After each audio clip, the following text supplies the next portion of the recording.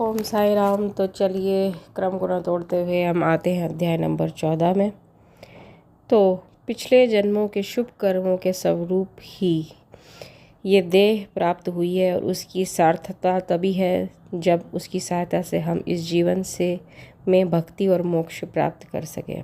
तो कई बार बताया जाता है कि इस जीवन का देह है क्या। यदि तुम नित्य श्री साईं की लीलाओं का श्रवण करोगे तो तुम्हें उनका सदैव दर्शन होता रहेगा। दिन रात उनका हृदय में स्मरण करते रहो। इस प्रकार आचरण करने से मन की चंचलता शीघ्र नष्ट हो जाएगी। अब आते हैं एक कथा पे जो है नांदेड़ के रतन जी की। तो नांदेड़ में रतन जी शाहपुर जी वाड़िया नामक एक प्रसिद्ध व्यापारी रहते थे। उन्होंने व्यापार में बहुत सारी धनराशि जो है इकट्ठा कर ली थी। उनके पास अतुलनीय संपत्ति, खेत और चरोहर तथा कई प्रकार के पशु, घोड़े, गधे, खच्चर आदि और गाड़ियां भी थी। वे अत्यंत भाग्यशाली थे। यद्यपि बाह्य दृष्टि से वे अधिक सुखी और संतुष्ट प्रतीत होते थे, परंतु यथार्थ में वे पैसे न थे। तो विधाता की ऐसी रचना है, हर किसी को कुछ न कुछ कमी तो अवश्य ही रह जाती है। तो उनके पास जो है संतान का सुख नहीं था। जिस प्रकार प्रेम तथा भक्ति रहित कीर्तन, वाद्य रहित संगीत, यज्ञोपवीत रहित ब्राह्मण, व्यावहारिक ज्ञान रहित कलाकार, पश्चाताप रहित तीर्थ यात्रा और कंठमाला रहित अलंकार उत्तम प्रतीत नहीं होते, उसी प्रकार संतान रहित गृहस्थ का घर भी सूना ही रहता है। तो दिन रात वो इसी चिंता में लगे रहते थे कि उनका कोई उत्तराधिकारी नहीं है। इसके लिए वह सदैव उदास ही रहते थे। उन्हें भोजन से भी अरुचि हो गई थी। पुत्र की प्राप्ति कब होगी, यही चिंता उन्हें सदैव घेरे रहती थी। उनकी दासगनु महाराज पर दृढ़ निष्ठा थी। उन्होंने अपना हृदय उनके सम्मुख खोल दिया। तब उन्होंने श्री साईं समर्थ के शरण जाने और उनसे संतान प्राप्ति के लिए प्रार्थना करने का परामर्श दिया। रतन जी को भी ये विचार रुचिकर प्रतीत हुआ और उन्होंने शिरडी जाने का निश्चय किया। कुछ दिन के उपरांत वे शिरडी आए और बाबा के दर्शन कर उनके चरणों पर गिरे। उन्होंने एक सुंदर हार बाबा को पहनाकर बहुत से फल फूल भेंट किए। तत्पश्चात आदर सहित बाबा के पास बैठकर इस प्रकार प्रार्थना करने लगे।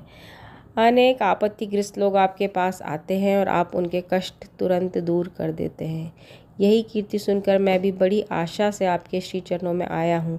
मुझे बड़ा भरोसा हो गया है, कृपया मुझे निराश न कीजिए। श्री साईं बाबा ने उनसे 5 रुपये दक्षिणा मांगी, जो वे देना ही चाहते थे, परंतु बाबा ने पुनः कहा, मुझे तुमसे 3 रुपये 14 आने पहले ही प्राप्त हो चुके हैं, इसलिए केवल शेष रुपये ही दो। ये सुनकर रतन जी असमंजस में पड़ गए। बाबा के कथन का अभिप्राय उनकी समझ में न आया। तो बाबा तो इसी प्रकार के थे जो त्रिकालदर्शी थे, हर चीज़ को पहले से ही जानते थे। तो बहुत पहले उन्होंने किसी संत को खाना वगैरह खिलाया था, तो उनको समझ में आया कि इतनी ही राशि जो है उसमें उनकी व्यय हुई थी, खर्चा हुई थी। तब उनके समझ में आया तो वो ऐसा क्यों कह रहे हैं। तो बड़ा गूढ़ रहता था बाबा का कथन, जो हर किसी के समझने के बाहर ही था। यथार्थ में बाबा भूत, भविष्य और वर्तमान के पूर्ण ज्ञाता और प्रत्येक आत्मा तथा हृदय के साथ संबंध थे।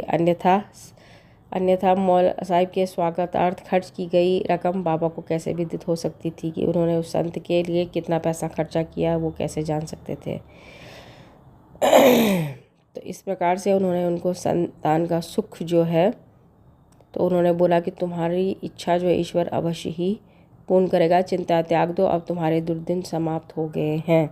तो जो बाबा कह देते थे वही कानून था, जो बाबा कह देते थे वही जो है भाग्य की रेखा हो जाती थी और वही सत्य वाक्य हो जाता था। चाहे भले ही कितने ज्योतिषी मना कर दे या कितने ही कोई भी मना कर दे, लेकिन बाबा ने अगर कह दिया तो वो बात जरूर ही होती थी। तो इस तरीके से जो है उनको फिर पुत्र रतन की प्राप्ति हो गई। तो इस प्रकार से उनको साईं चरणों में अथाह उनका प्रगाढ़ प्रेम हो गया। बहुत ज़्यादा उनकी जो है उनके साथ में, जब उनकी इच्छा पूर्ण हो गई तो बस वो बाबा के गदगद हो गए। बोलो सच्चिदानंद सद्गुरु साईनाथ महाराज की जय। चरण